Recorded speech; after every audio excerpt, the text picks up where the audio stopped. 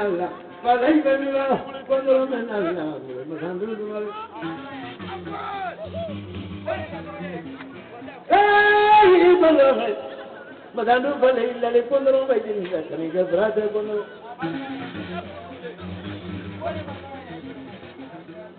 Ba condolo mendiri sen, condolo menalla, mana parau diri tu.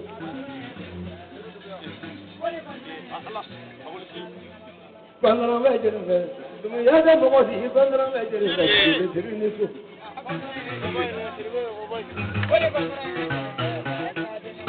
Quando non vedi, poi immagini, se c'è te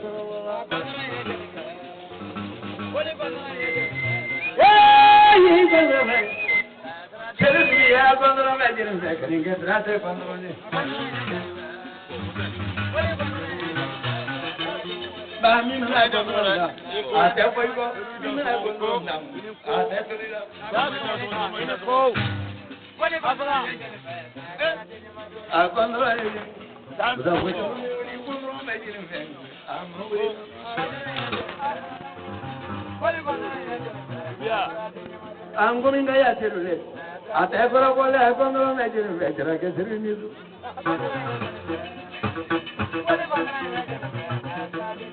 apara bana musafu kono mbi kini musafu jamu be wuli wali bana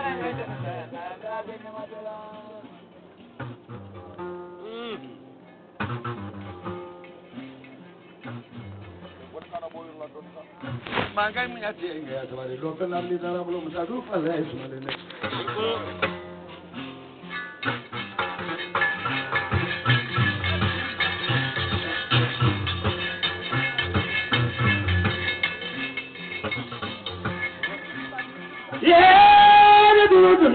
I live in Pavel Madin, the road, the Yamula. To me, I tell them, Kabinga, doing Adam, the Wabula, so I couldn't send them to my poor Abu, Latin Mogola family.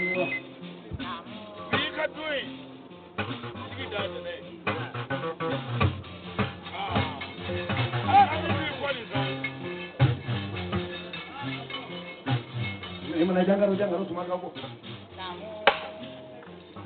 Oh, kumabo kayo ko na. Bulasan la, bulasa konsumbo. Nano ko naman na ko. Kamane kana ada busamrala. Kamane la tro la lewe gawle marala. Anta ja tire banna. Sama fanila. Pagorano la le ko. Siman sanja meli. Para batru la ne ma tumko barala. Yete jabulo la le kana. Nyanga tu la le bakari ba barala. Ku teru le marala kuma sa bini do.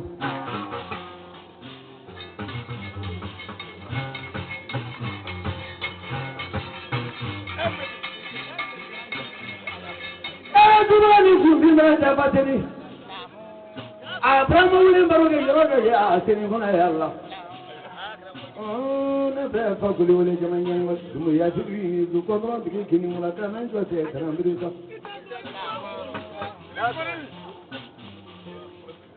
Pura gole tigi be ta bu dare pramana. Ale jalu digi. Dum ya thiru ya. Iti miri ke sala na ma ki daro bo du. Mbangong guru le ni ko ton de kremi. Kwala di ya trupa di ni sunula palla ibralla masandu yare na.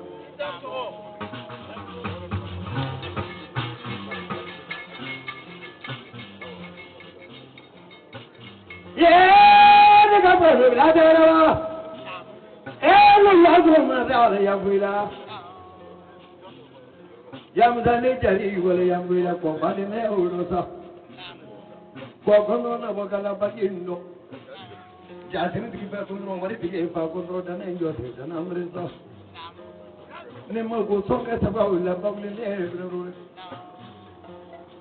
Ako mo kiri o ki so ni la e jam sabu ba ti on ba kiri. Duma yali na ku yo mo ye. Pour la minute ça va yo mo ye ça va de te pour kiri magara. Comme ni mettre de yo na ni do.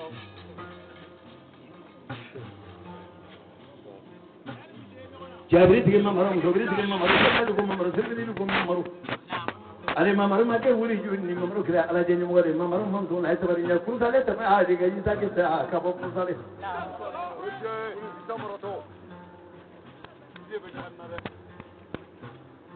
Manyana tu gobiye yamu jango biye sinadinga buribado gobe madango hukome.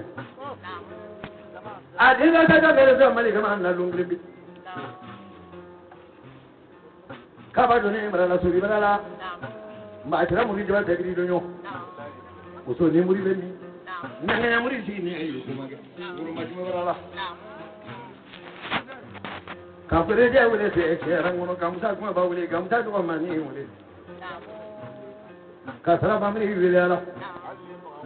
Jamuri juju wule la magambe mima. Surgamo plan di bena kre bonna kre na chera suri barganya. Kamani ji bargara. Sibeni bore ne di bashu bargara. Ka bashu dumi ya bargara. Dum sakoro dinga. Ya dum bashu barganya. Aga kungri di ko no ma to ko bashu dumi ya borola. Bashu bara tu bangene dumi ya. Mane bara bla lu bargara. Kandela ga ya buru ba di ni mana mereka. Kawan negara jenjo jale barganya. Aparika kiri boli nasi ya. Kau agak macam ni boleh diri lu kau nong tu semua kemana jalan jangan jauh mereka. Apa boleh balik aja banyak pun. Anak sini.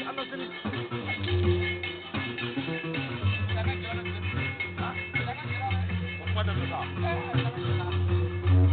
Woi. Kan macam jauh korang tu nangga. Bapa cik yang tu Maria. Kerana babilara. Pakai jaket cahaya ni dengan tu. Kerana konoba. Amarin zaman tu ni air doyo.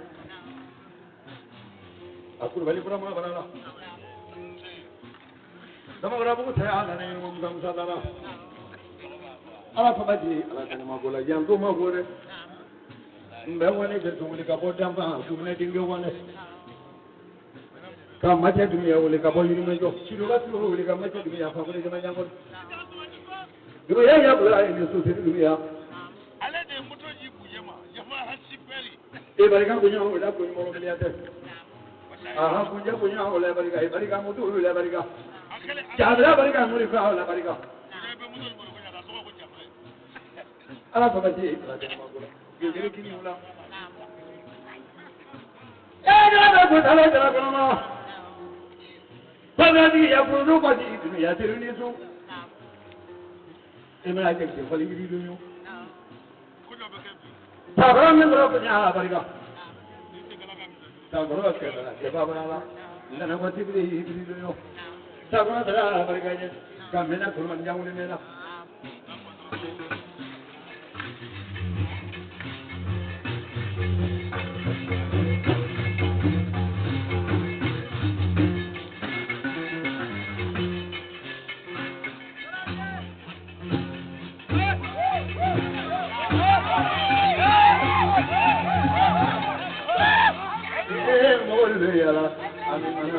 Hakana dia. Anak dunia jadi sikile berenang dengan makada hakana. Ya ini mana berenang dengan makada. Ya mama makada hakana dia.